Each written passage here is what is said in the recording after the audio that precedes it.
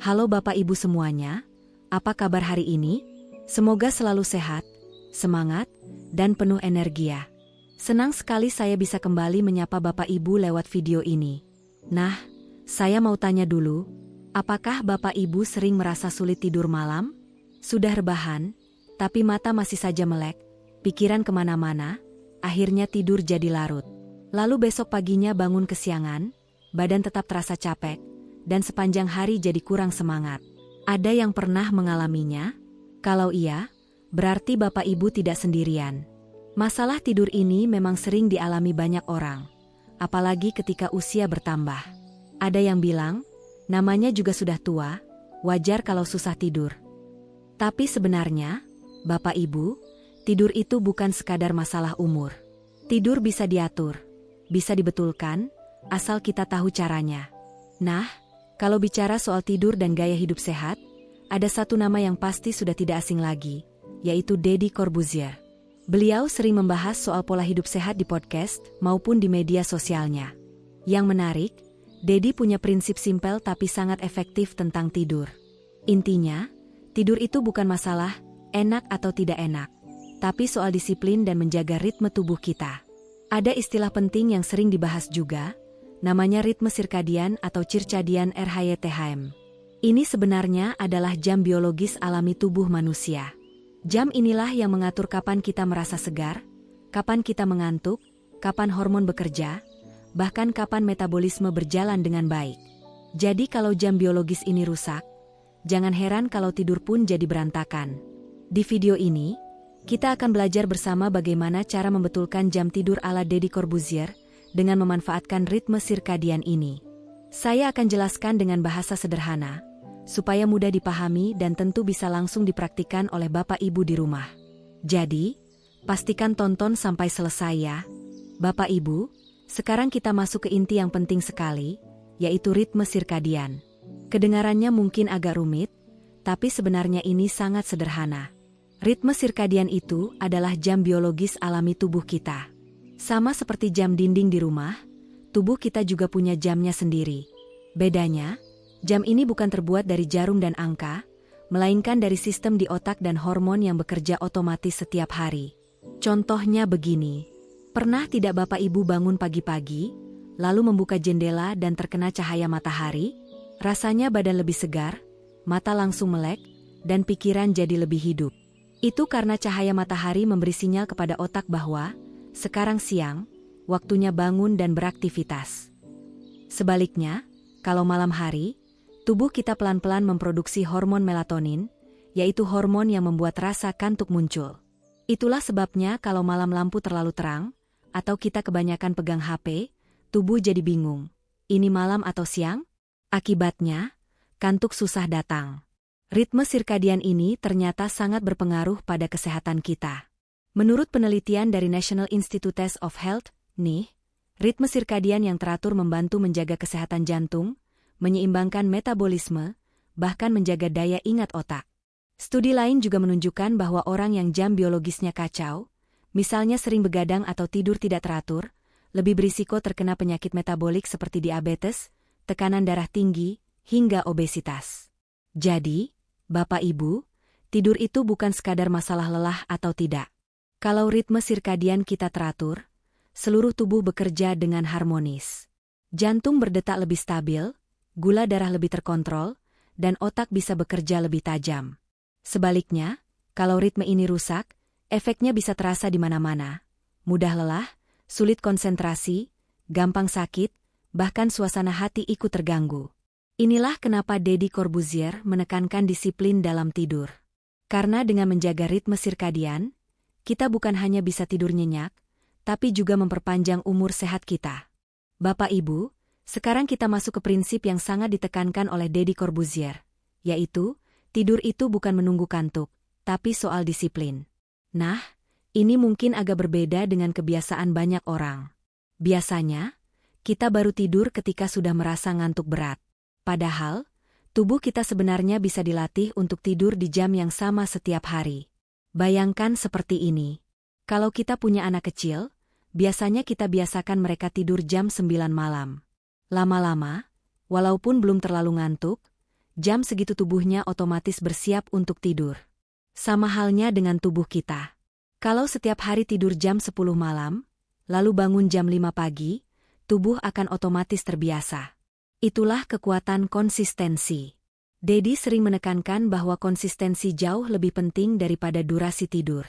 Misalnya, ada orang tidur 8 jam tapi jam tidurnya berantakan, hari ini tidur jam 10 malam, besok jam 1 pagi, lusa jam 12 malam. Hasilnya, badan tetap terasa lelah. Sebaliknya, orang yang tidur 6-7 jam tapi selalu di jam yang sama, tubuhnya bisa terasa lebih segar. Kenapa? Karena ritme sirkadiannya stabil. Ada penelitian dari Harvard Medical School yang membuktikan hal ini. Orang yang tidur dan bangun di jam yang sama setiap hari memiliki kualitas tidur lebih baik, daya ingat lebih tajam, dan suasana hati lebih stabil, dibanding mereka yang jam tidurnya berubah-ubah. Bahkan penelitian itu juga menemukan, tidur tidak konsisten bisa meningkatkan risiko depresi dan gangguan metabolik. Bapak Ibu, ini artinya disiplin tidur tidak kalah penting dengan disiplin makan sehat atau olahraga. Sama seperti kita disiplin mengatur pola makan agar gula darah tidak naik, tidur pun harus dijaga dengan pola yang jelas. Lalu, bagaimana praktiknya? Mulailah dengan menentukan jam tidur dan jam bangun yang realistis. Misalnya tidur jam 10 malam, bangun jam 5 pagi. Jangan terlalu dipaksakan tidur cepat kalau belum terbiasa. Yang penting, bangun harus konsisten. Walaupun malam sebelumnya tidur agak larut, usahakan tetap bangun di jam yang sama. Dengan begitu, malam berikutnya tubuh otomatis akan lebih cepat mengantuk, dan siklus tidur pun kembali normal. Kuncinya sederhana, disiplin dulu, kantuk akan mengikuti. Jangan dibalik, menunggu kantuk baru tidur. Kalau menunggu kantuk, bisa-bisa malah terjebak main HP, nonton TV, atau pikiran melayang kemana-mana. Jadi mulai malam ini, coba Bapak Ibu tentukan jam tidur tetap, lalu latih tubuh untuk disiplin. Ingat, tubuh itu pintar. Kalau dilatih konsisten, dia akan ikut dengan sendirinya. Bapak Ibu, ada satu kebiasaan sederhana tapi sangat kuat untuk membetulkan jam tidur, yaitu bertemu dengan cahaya matahari pagi. Banyak orang mungkin meremehkan hal ini, padahal sinar matahari pagi itu ibarat alarm alami tubuh kita. Begini cara kerjanya. Di dalam otak kita, ada sebuah pusat pengatur ritme sirkadian yang namanya suprachiasmatic nucleus. Wah, kedengarannya rumit ya, tapi gampangnya begini, bagian otak ini berfungsi seperti jam pusat tubuh. Nah, jam pusat ini mendapat sinyal utama dari cahaya. Jadi, saat Bapak Ibu keluar rumah pagi hari dan kena sinar matahari, otak langsung diberitahu, sekarang pagi, waktunya bangun, aktif, dan bersemangat. Sebaliknya, kalau pagi-pagi kita justru tidak kena cahaya matahari, tubuh jadi bingung. Kadang masih terasa ngantuk, lemas, dan malas bergerak. Itu karena otak tidak mendapat sinyal yang jelas dari cahaya. Lalu, apa hubungannya dengan tidur malam? Ternyata ada kaitannya yang sangat erat. Saat pagi hari tubuh terkena cahaya matahari, ritme sirkadian kita otomatis disetel ulang. Efeknya, di malam hari tubuh lebih mudah memproduksi hormon melatonin, hormon yang membuat rasa kantuk datang. Jadi bisa dibilang, cara kita menyambut pagi akan menentukan kualitas tidur di malam hari. Ada penelitian menarik dari Journal of Clinical Sleep Medicine. Penelitian ini menunjukkan bahwa orang yang rutin mendapat paparan sinar matahari pagi selama minimal 10-15 menit memiliki kualitas tidur lebih baik, lebih cepat tertidur di malam hari, dan lebih jarang terbangun di tengah malam. Bahkan, paparan sinar matahari pagi juga terbukti menyeimbangkan hormon kortisol, hormon stres, sehingga pikiran lebih tenang. Nah, kabar baiknya, ini sangat mudah dilakukan. Tidak perlu olahraga berat atau aktivitas ribet. Cukup Bapak Ibu keluar rumah, buka jendela lebar-lebar, atau jalan santai di sekitar halaman selama 10-15 menit di pagi hari. Tidak perlu lama-lama, yang penting konsisten. Bayangkan betapa sederhana cara ini. Tidak perlu obat tidur, tidak perlu suplemen mahal, hanya perlu sinar matahari yang gratis diberikan oleh Tuhan. Bahkan, selain membantu tidur, paparan sinar matahari pagi juga bermanfaat untuk kesehatan tulang, karena tubuh bisa memproduksi vitamin D secara alami. Vitamin D ini sangat penting untuk lansia, supaya tulang tetap kuat dan tidak mudah keropos. Jadi, Kalau selama ini Bapak Ibu sering mengeluh susah tidur malam, coba evaluasi dulu. Apakah sudah cukup kena cahaya matahari pagi? Kalau belum, mungkin ini waktunya untuk mencoba. Mulailah dari hal kecil. Besok pagi, sebelum sarapan, cobalah keluar rumah sebentar. Hirup udara segar, lihat langit biru, dan biarkan sinar matahari mengenai wajah serta tubuh. Kalau ingin sambil bergerak, lakukan jalan santai ringan 10-15 menit. Selain badan lebih segar, malamnya insya Allah tidur lebih nyenyak. Jangan lupa, ajak juga pasangan, anak, atau cucu kalau ada di rumah. Biar lebih semangat, sekaligus jadi momen kebersamaan. Ingat, Bapak Ibu, tubuh kita itu pintar sekali. Kalau diberi sinyal yang jelas di pagi hari lewat cahaya matahari, maka malamnya tubuh tahu kapan harus istirahat. Sederhana, tapi dampaknya besar untuk kesehatan jantung, otak, metabolisme, dan tentu saja kualitas tidur. Bapak Ibu, setelah tadi kita bicara soal manfaat cahaya alami dari matahari di pagi hari, sekarang kita bahas kebalikannya, yaitu cahaya buatan dari gadget di malam hari. Nah, ini masalah besar di zaman sekarang. Banyak orang yang sudah rebahan di tempat tidur, bukannya memejamkan mata, malah asyik main HP, scrolling media sosial, nonton video, atau bahkan main game. Akhirnya, waktu tidur jadi molor berjam-jam tanpa terasa. Kenapa bisa begitu? Jawabannya ada pada cahaya biru yang dipancarkan dari layar HP, tablet, atau laptop. Cahaya biru ini memberi sinyal ke otak kita seolah-olah masih siang hari. Ingat tadi kita bahas ritme sirkadian? Nah, ritme itu dikendalikan salah satunya oleh cahaya. Jadi, saat malam hari mata kita masih terus terkena cahaya biru dari gadget, otak menjadi bingung, ini sebenarnya siang atau malam. Akibatnya, produksi hormon melatonin yang seharusnya meningkat di malam hari justru terhambat. Melatonin inilah yang bikin kita mengantuk dan tidur nyenyak. Menurut sebuah penelitian dari Harvard Medical School, paparan cahaya biru 2 jam sebelum tidur bisa menunda waktu tidur alami seseorang hingga lebih dari 1 jam. Bukan cuma itu, kualitas tidurnya pun menurun, lebih sering terbangun di tengah malam, dan tubuh jadi tidak segar saat bangun pagi. Jadi kalau Bapak Ibu sering merasa susah tidur atau bangun dengan rasa lelah, mungkin salah satu penyebabnya adalah kebiasaan main HP di malam hari. Lalu, apa yang bisa kita lakukan? Ada beberapa tips praktis yang bisa langsung dicoba di rumah. Pertama, biasakan untuk menaruh HP jauh dari tempat tidur. Misalnya, letakkan di ruang tamu atau di meja yang tidak mudah dijangkau saat sudah rebahan. Dengan begitu, kita tidak tergoda untuk mengambil HP setiap kali belum bisa tidur. Kedua, cobalah ganti kebiasaan main HP dengan membaca buku ringan atau majalah. Membaca sebelum tidur bisa membantu pikiran lebih tenang dan rileks. Pilih bacaan yang ringan, bukan yang bikin tegang atau memicu emosi. Selain membaca, Bapak Ibu juga bisa mencoba aktivitas santai lain, seperti menulis jurnal singkat, mendengarkan musik lembut, atau sekadar berdoa dan merenung. Semua aktivitas ini jauh lebih bersahabat dengan otak kita dibanding menatap layar HP. Ketiga, kalau memang ada keperluan darurat untuk memakai gadget di malam hari, usahakan menggunakan fitur Blue Light Filter atau mode malam yang biasanya sudah tersedia di HP. Fitur ini membantu mengurangi paparan cahaya biru. Tapi tetap saja, yang terbaik adalah membatasi penggunaan gadget setidaknya 1 jam sebelum tidur. Bapak Ibu, ingatlah bahwa tubuh kita butuh sinyal yang jelas untuk bisa beristirahat dengan baik. Cahaya matahari di pagi hari memberi sinyal, ini waktunya bangun. Sedangkan kegelapan di malam hari memberi sinyal, ini waktunya tidur. Kalau kita rusak pola itu dengan cahaya buatan dari HP, jangan heran kalau jam tidur jadi kacau. Jadi mulai malam ini, yuk kita coba lebih disiplin. Matikan TV lebih cepat, jauhkan HP dari tempat tidur, dan ciptakan suasana kamar yang tenang dan gelap. Insya Allah, tidur jadi lebih mudah, lebih nyenyak, dan besok pagi tubuh terasa segar. Bapak Ibu, selain tidur yang disiplin dan mengatur cahaya, ada satu lagi kebiasaan penting yang tidak bisa dilepaskan dari gaya hidup sehat ala Deddy Corbuzier, yaitu olahraga teratur. Kita semua tahu, Deddy memang identik dengan olahraga. Tubuhnya yang bugar di usia 40-an sampai 50-an bukan datang begitu saja, melainkan hasil dari rutinitas olahraga yang konsisten. Nah, ternyata olahraga bukan hanya membuat tubuh kuat, tapi juga berpengaruh besar terhadap kualitas tidur kita. Mari kita bahas pelan-pelan.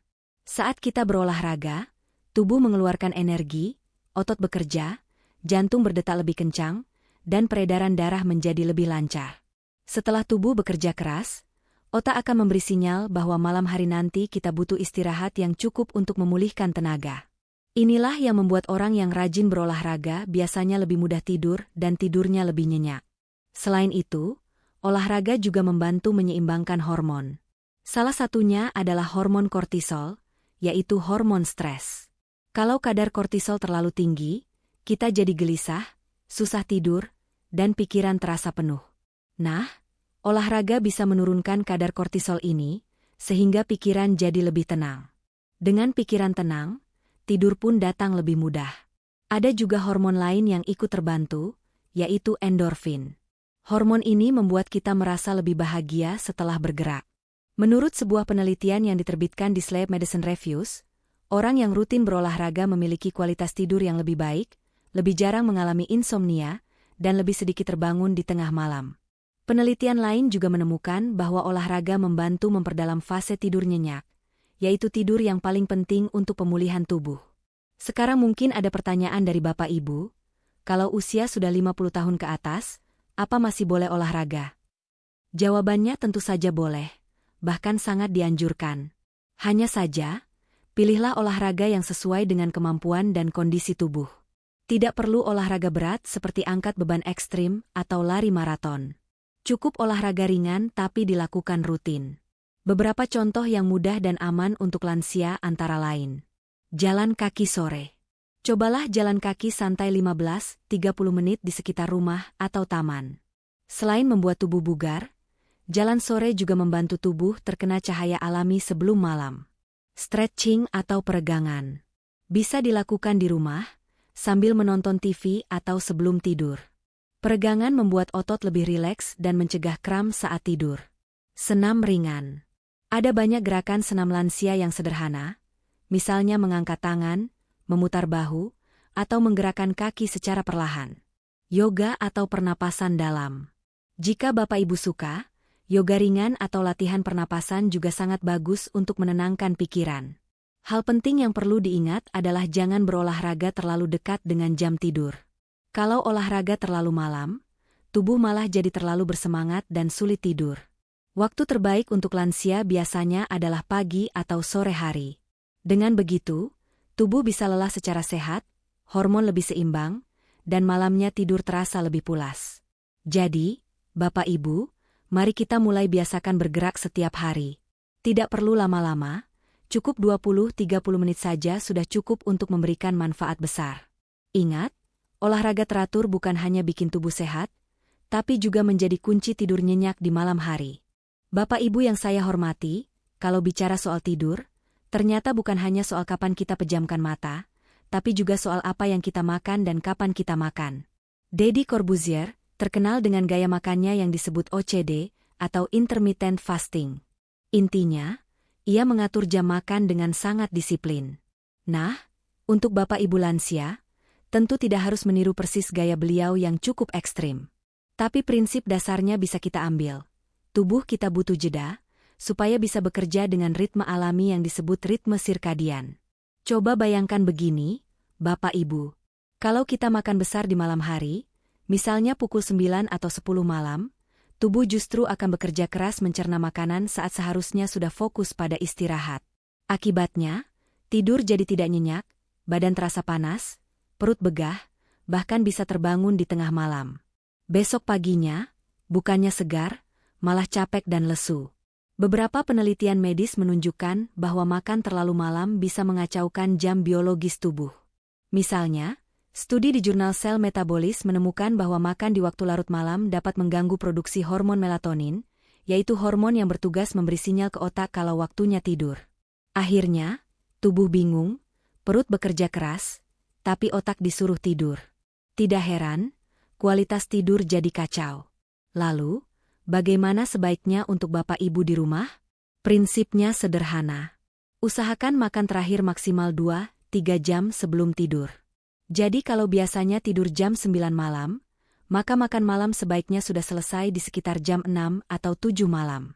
Pilih menu yang ringan tapi bergizi, seperti sup sayur, tempe tahu, ikan kukus, atau buah yang tidak terlalu asam. Hindari gorengan, makanan pedas, atau porsi terlalu besar di malam hari. Selain itu, ada baiknya juga Bapak Ibu mengatur jam makan lebih konsisten. Misalnya sarapan antara jam 7-8 pagi, makan siang di jam 12, lalu makan malam sebelum jam 7 malam. Dengan begitu, tubuh terbiasa mengikuti pola yang teratur. Ingat, tubuh kita suka dengan konsistensi, sama seperti saat kita mengatur jam tidur. Kalau Bapak Ibu masih suka ngemil malam, coba ganti dengan minuman hangat yang menenangkan, misalnya susu rendah lemak, teh chamomile, atau sekadar air hangat. Ini jauh lebih ramah bagi perut dan membantu tubuh bersiap untuk istirahat. Kesimpulannya, pola makan itu bukan sekadar soal kenyang, tapi juga soal ritme. Dengan mengatur jam makan, kita bukan hanya menjaga pencernaan, tapi juga membantu otak dan hormon tidur bekerja lebih baik. Jadi, tidur pun lebih cepat nyenyak, badan segar di pagi hari. Bapak Ibu yang saya hormati, pernahkah mengalami begini? Malam susah tidur, akhirnya baru bisa terlelap jam 1 atau 2 pagi, lalu bangunnya kesiangan jam 9 atau 10 pagi. Akibatnya, badan tetap lemas, kepala pusing, dan aktivitas sehari-hari jadi berantakan. Nah, kondisi seperti ini sering disebut jam tidur yang bergeser atau tidak teratur. Tapi tenang, jam tidur bisa direset, seperti kita mengatur ulang jam dinding yang salah waktunya. Prinsip sederhana yang juga sering disampaikan Deddy Corbuzier adalah, jangan menunggu ngantuk untuk tidur, tapi atur disiplin jam bangun. Kalau jam tidur Bapak Ibu sudah kacau, kuncinya bukan memaksa tidur lebih awal, melainkan tetap bangun pagi di jam yang sama setiap hari, meskipun semalam hanya tidur sebentar. Contohnya begini, misalnya Bapak Ibu ingin punya jam tidur sehat, tidur jam 9 malam dan bangun jam 5 pagi. Kalau tadi malam kebablasan tidur jam 1 pagi, tetaplah bangun jam 5 sesuai target, jangan ditambah-tambah sampai siang. Memang awalnya terasa berat, badan mungkin lemas, tapi percayalah, malam harinya tubuh otomatis akan mengantuk lebih cepat. Inilah cara tubuh menyesuaikan ritme sirkadian secara alami. Ada penelitian dari Harvard Medical School yang mendukung cara ini. Studi tersebut menunjukkan bahwa konsistensi jam bangun pagi lebih berpengaruh pada kestabilan ritme tidur dibanding memaksa tidur lebih awal.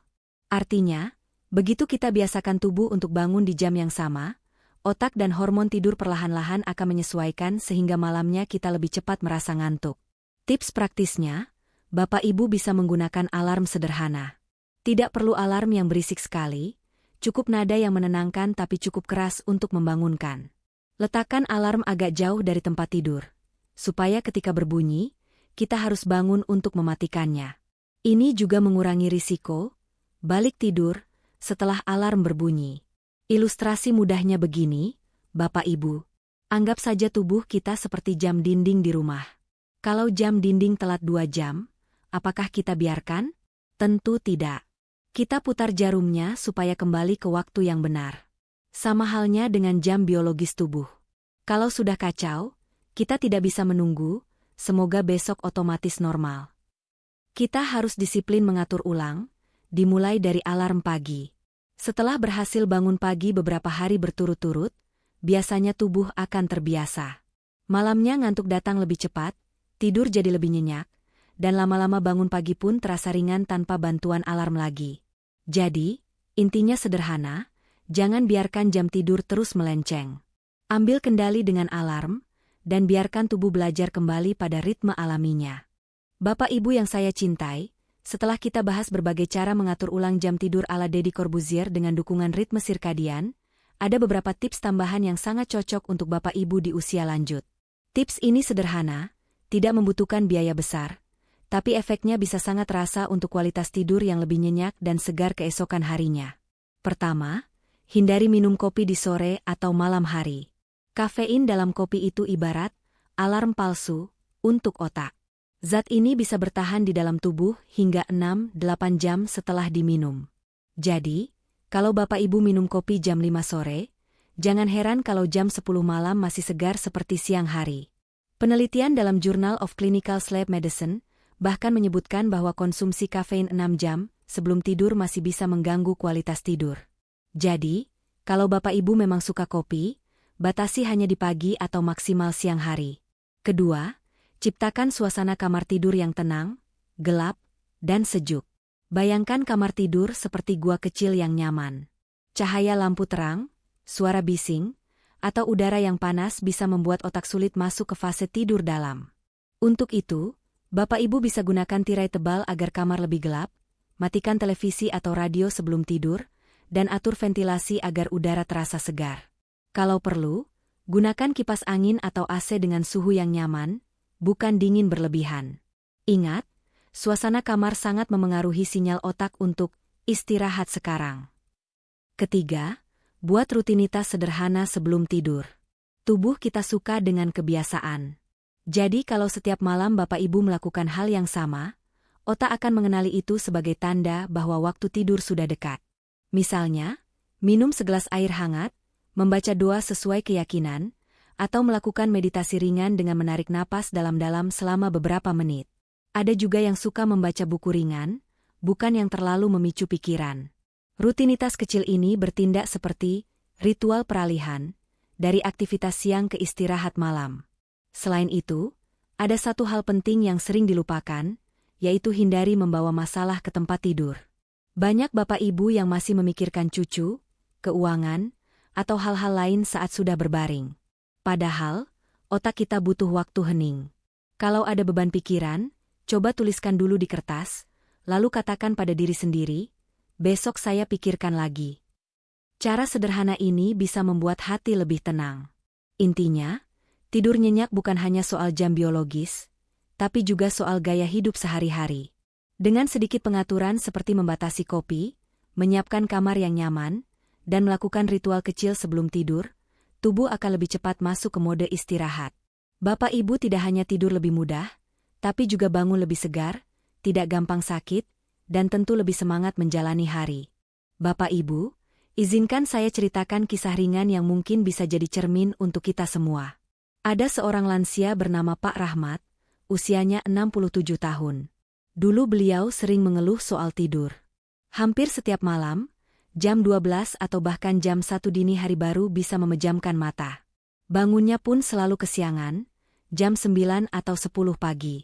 Akibatnya, tubuh terasa lemas, mudah marah, dan bahkan gampang sakit kepala. Pak Rahmat sempat berpikir, mungkin ini memang karena faktor usia. Tapi ternyata bukan hanya itu. Setelah ia mendengar tentang pentingnya ritme sirkadian dan disiplin tidur, beliau mencoba mengubah pola hidupnya sedikit demi sedikit. Awalnya tidak mudah. Hari pertama, ia memaksa bangun jam 6 pagi meski baru tidur 3 jam. Badan rasanya remuk, mata berat, dan mood jelek. Tapi ia bertahan.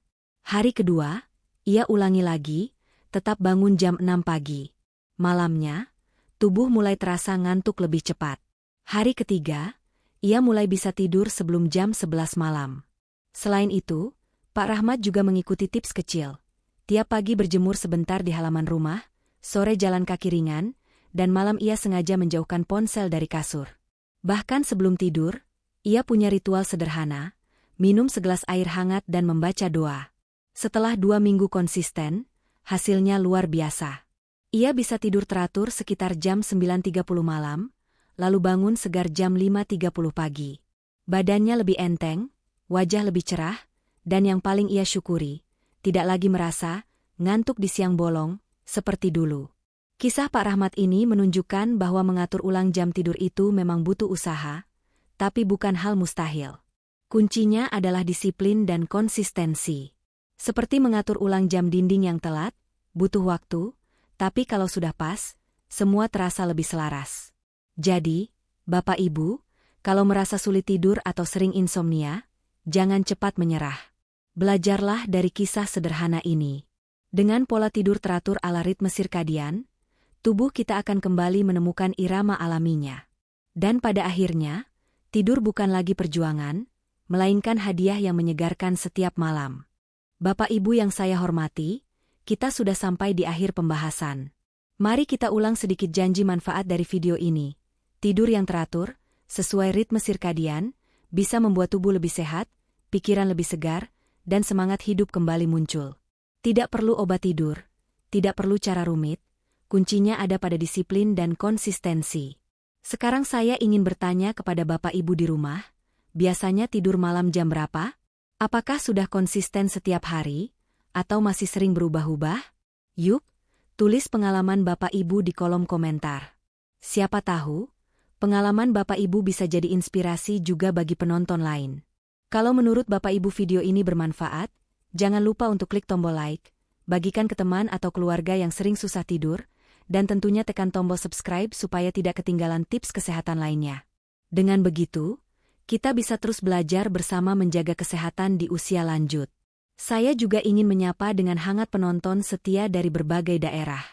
Salam sehat untuk Ibu Siti di Surabaya, Pak Yanto di Medan, dan Bapak Ibu semua dimanapun berada. Terima kasih sudah setia menonton channel ini. Semoga malam ini tidurnya nyenyak, besok paginya bangun segar, dan hari-hari berikutnya penuh semangat. Sampai jumpa di video berikutnya. Dan seperti biasa, saya ucapkan, salam sehat untuk kita semua.